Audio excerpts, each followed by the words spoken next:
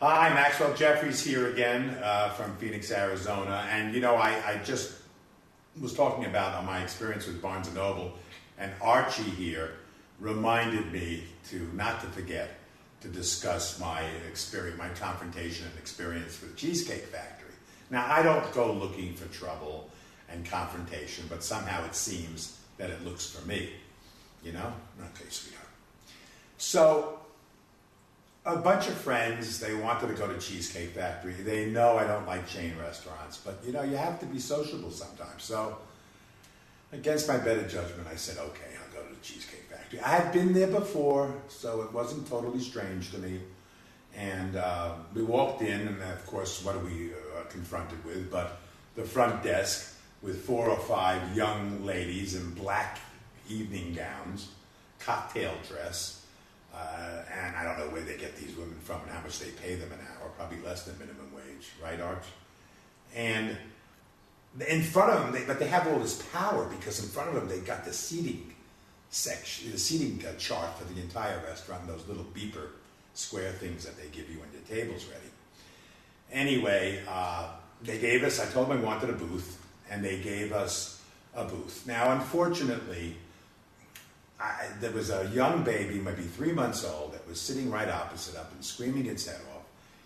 And I just can't digest my dinner. I can't enjoy my dinner without, it's bad enough, I'm depressed enough as it is. I can't enjoy my dinner unless I have some reasonable peace and quiet. So I said to the waitress when she came back, I can't sit here. I've got to change booths. You got to find me another booth. Well, you have to go up front. Sir, because I don't handle the seating. The girls up front handle the seating. I said, okay, I'm willing to go up front and talk to the girls. I go up front. I talk to the girls. I try to get their attention. They're ignoring me for some reason.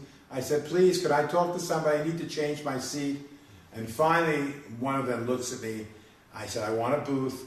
Well, and she looks around the restaurant. She said, I'm sorry. And then she looks in the seating chart, and she says, I'm sorry, but there are no booths available right now. You'll have to wait maybe 20 minutes, half an hour. I said, well, I'm not going to wait 20 minutes, half an hour.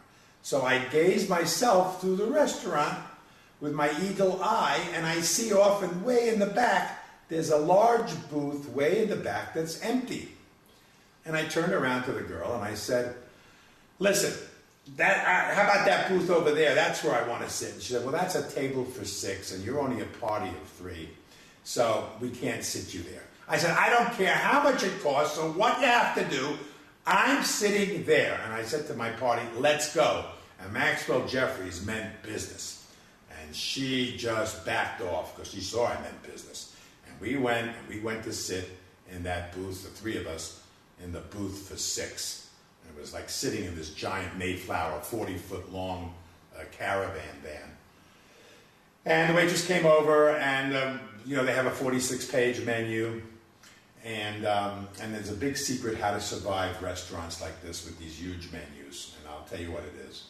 When I go through a restaurant with a huge menu like that, and because I'm very picky about food, I don't pick out a single entree. I pick out 2. I have a backup entree. Why? Because if my original entree, the waitress brings it, and by the way, when she brings the food, I never let her go before I actually taste it. So in this case, I ordered the special, the halibut. She brought it out. I said, don't go anywhere. And I tasted it, tasted fishy. I didn't like it. I said, I don't like this halibut.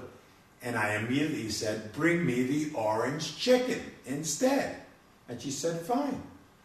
Now that happened only because I had picked out a second entree when I made my order for the first entree. What would have happened if I didn't pick out a second entree? I'll tell you what would have happened. I would have gotten served a half hour later. Why? Because the waitress comes. I say, I don't like the halibut. And what would you like? Well, let me see a menu. Now the waitress has to run and get a menu. She brings back the menu, and she goes away because she has other tables to take care of. You're going through the 48-page menu again, looking for a substitute for the halibut. Another 5 minutes goes away. It comes until you make a decision. Then the waitress comes back, and then you tell her, I want the orange chicken. So you think it's going into the kitchen right away? No, it's not. Because on the way back to the kitchen to put your order in, for your second choice dish, she is stopping at other tables to help people. And another 5-6 minutes is lost. So by the time the order goes into the kitchen for your substitute dish, it's a half an hour, and it takes 15-20 minutes to make it. And by that time, you have no interest at all in eating anything. So this is actually rule number 28 in my new book that's coming out called 36 Ways to Survive the Restaurants in Phoenix, Arizona. When you order your main dish, whether it's a large menu or small dish, a small menu, have the second choice, in case the first one doesn't work out, have the second choice ready in your head so you can make a smooth transition to getting that second choice back into the kitchen so it comes back to you as soon as possible. That book is coming out, I think it's Paradigm Press, right, Archie? Is that coming out in October or November? Yes, sweetheart. Archie says October, November. It looks like Archie's sleeping, but Archie is very awake. Even when he sleeps, he's very, very alert. Especially if you mention F-O-O-D. You'll see what would happen here. Anyway, this is Maxwell Jeffries. I hope it was educational for everybody and fun. And I hope that you use that tip next time you go to a restaurant. Don't let that waitress run away when she serves the food. Take a taste of it. Make sure you like it before you let her go. And have that second dish already in mind in case the first one is a flop. So this is Maxwell Jeffries from Phoenix, Arizona. And Archie saying goodbye. We'll see you again soon. Take care. Bye-bye.